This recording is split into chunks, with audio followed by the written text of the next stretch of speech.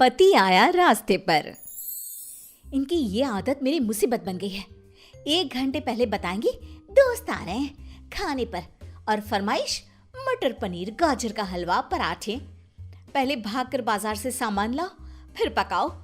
मैं तो नौकरानी हूं ना, पत्नी तो मानती ही नहीं मुझे। मिताली अपने पति कुणाल की मेहमान नवाजी से परेशान थी। कुणाल हर दूसरे दिन किसी को खाने पर बुला लेता, कभी कॉलेज के दोस्त तो कभी ऑफिस का दोस्त, कभी पड़ोसी तो कभी बॉस, वो भी मिताली को बिना बताए। ऐसे में वो बेचारी परेशान होती रहती। लो आ भी गए इतनी जल्दी। मिताली देखो कौन आया है, मेरे कॉलेज के दोस्त चेतन, मदन, कार्तिक और रोहित। आज आपने अचानक खाने पर बुलाकर इतना बढ़िया सरप्राइज दिया है हमें। आपको सरप्राइज मिला और मुझे शौक। क्या कहा? कुछ नहीं, आइए बैठिए, खाना बस बनने ही वाला है। अरे अभी तक खाना बना नहीं? जी, घर में ना पनीर था, ना मटर, ना हलवे की गाजर, और आपने तो यही बनाने का ऑर्डर दे दिया था। बाजार गई, लेकर आई और उसमें देर हो गई। अरे कोई बात नहीं भाभी, आप खाना बनाना, तब तक हम दोस्त जरा गप्पे लड़ाते हैं। बेचारी मिताली, इतने कम टाइम में उसने इतना सारा खाना बनाया, लेकिन कुणाल उसकी तारीफ करने के बजाय कमियां निकालने में भी पीछे नहीं हटता। आज दोस्तों से मिलकर मजा आ गया, लेकिन तुम्हारे मटर पनीर ने मजा खराब कर दिया। क्या मतलब? मतलब ये कि मटर कच्चे रह गए थे और पनीर ग्रेवी से अलग तैर रहा था। अरे कैसा खाना बनाया है तुमने? एक तो मैंने इतने कम टाइम में इतना खाना बनाया, मेरी तारीफ करना तो दूर, उल्टा मुझे सुना रहे हो। सुना नहीं रहा हूँ, समझा रहा हूँ। अगली बार खाना ठीक से पकाना। पक तो मैं गई हूँ पूरी तरह। अगली बार तुम किसी को बुलाओ तो जरा जल्दी बता देना। अरे जब प्लान ही अचानक बना तो पहले कैसे बताता? और समाज में रहना है तो लोगों से रिश्ते बना कर रखने पड़ते हैं। तुम जरा बाहर निकलो, दुनिया देखो तो समझ में आए ना। मिताली रात में अपने पति कुणाल से परेशान रहती तो सुबह अपनी नौकरानी कमला से, देखो मैम साहब, पैसे 2 लोगों के देते हो और बर्तन 6 लोगों के धुलवाते हो। या तो मेरे पैसे बढ़ाओ या फिर कोई नई बाई ढूंढ लो। अरे कमला, मेहमान आए थे। मैं 5 घरों का काम करती हूँ, इतने मेहमान सबके मिलकर भी नहीं आते जितने आपके अकेले के यहाँ आते हैं। मैं तो खुद परेशान हूँ कमला, ये समझती ही नहीं है। इतने लोगों का खाना बना बना के मैं खुद थक गई हूँ। अरे तो साहब को मना कर दिया करो ना मेहमान बुलाने से। अरे उनके दोस्तों को घर बुलाने से कैसे मना करूँ? जैसे मैं कर रही हूँ। आज आखिरी बार इतने बर्तन धो रही हूँ, अगली बार खुद धो लेना। इस कमला की बात तो सही है। आज शाम को कहीं बाहर खाना खाने जाएंगे और वहां इन्हें शांति से समझाऊंगी।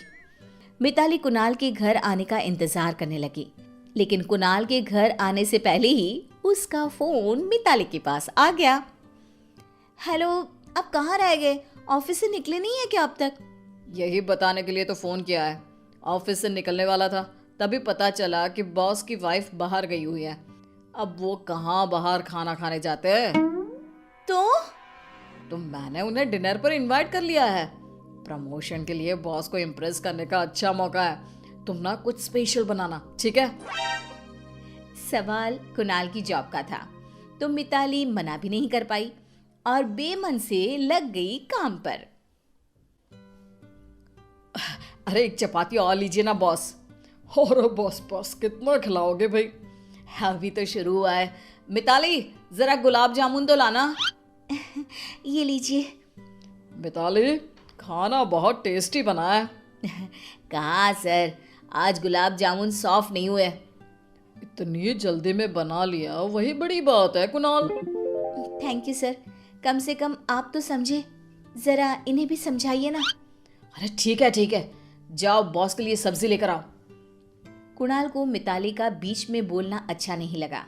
बॉस के जाते ही उसने मिताली को डांटना शुरू कर दिया। मिताली, क्या जरूरत थी बॉस के सामने मेरी बुराई करने की? शुरू तो आप ही ने किया ना, आपको क्या जरूरत थी मेरे गुलाब जामुन की बुराई करने की? अब गुलाब जामुन कड़क थे तो थे, गलत क्या कहा मैंने? तो मैंने क्या गलत कहा? आप कहाँ समझते हो? बस कभी भी उठा के बोल देते हो कि खाना बनाओ, मेहमान आ रहे हैं। ये होटल नहीं घर है और मैं तुम्हारी नौकरानी नहीं, बीवी हूँ। बीवी हो इसलिए तुम्हें समझना चाहिए, ये सब करना जरूरी होता है। लेकिन तुम कहाँ से समझोगी? कभी नौकरी की होती या बाहर निकली होती, लोगों में उठी बैठी होती तो समझ में आता ना। तुम्हें तो बस घर में रहना है, आराम करना है। हाँ, घर में रहना है, इसीलिए घर की चिंता है। तुमने कभी सोचा है, रोज रोज ये महंगे पकवान बनाने में मेरी सारी बचत खत्म हो जाती है। और कभी मेरे साथ थोड़ा वक्त बिताओ, वो तो होता नहीं तुमसे। हमारी बचत के साथ हमारी शादीशुदा जिंदगी भी खराब हो रही है। ओह, तुमसे तो बात करना ही बेकार है। अब पानी सर के ऊपर जा चुका था। अगली सुबह मिताली ने सोच लिया था कि वो शाम की ट्रेन से मायके चली जाएगी। ये क्या मेम साहब, फिर इतने बर्तन? मैंने कहा था ना अब मैं ये सब नहीं करूंगी। अरे तो मत करना, मुझे कुछ नहीं पड़ी, मैं भी ये घर छोड़ के जा रही हूँ। अरे अरे, ऐसा क्यों कह रही हो मेम साहब? मैं तंग आ गई हूँ इनकी रोज रोज की मेहमान नवाजी से। हर तरह से समझा कर देख लिया, समझना तो दूर, उल्टा मुझे सुनाते हैं कि मैं समझती नहीं हूँ, लोगों से मिलती जुलती नहीं हूँ। अब और नहीं सह सकती मैं। अरे मैम साहब, इतनी जल्दी हार मान गई? साहब को सबक सिखाने का तरीका मैं बताती हूँ। अच्छा, ये कैसे होगा? जैसी बीमारी वैसा इलाज। कान यहाँ लाइए। अरे कमला, ये आइडिया काम कर सकता है। मिताली ने कमला का प्लान आजमाने की ठान ली थी।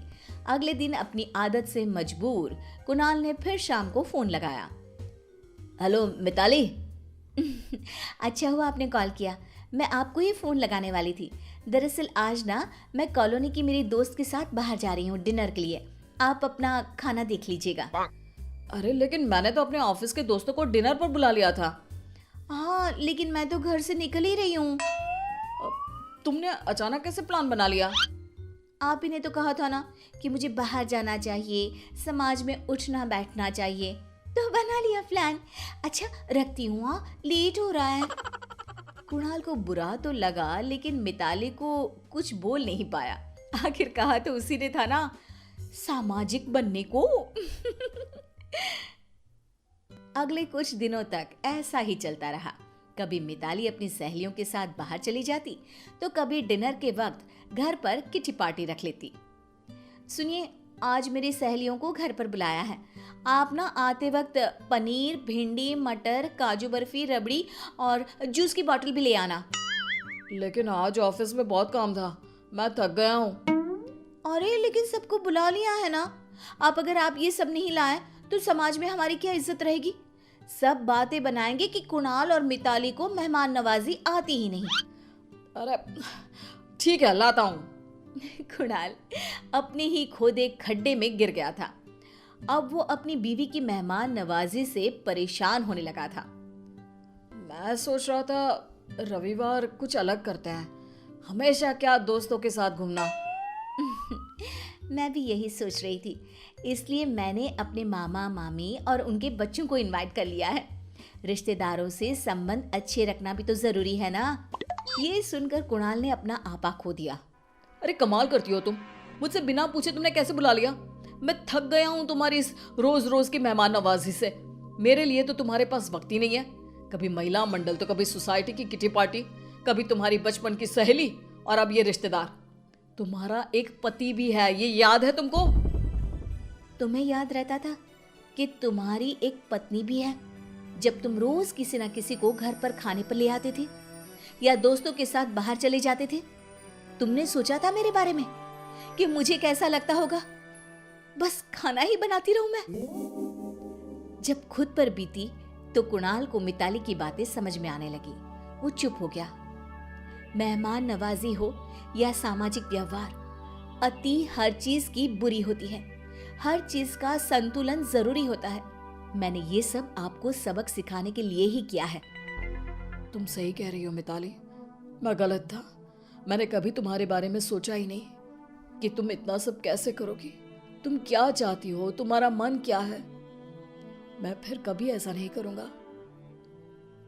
मैं किसी को खाने पर बुलाने से मना नहीं कर रही थी, लेकिन बुलाने से पहले मुझे बताओ और थोड़ा वक्त मेरे साथ भी बिताओ।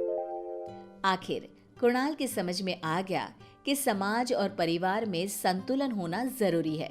इसके बाद कुणाल और मिताली वक्त वक्त पर आपस में समय भी बिताते और मेहमानों को घर पर भी बुलाते।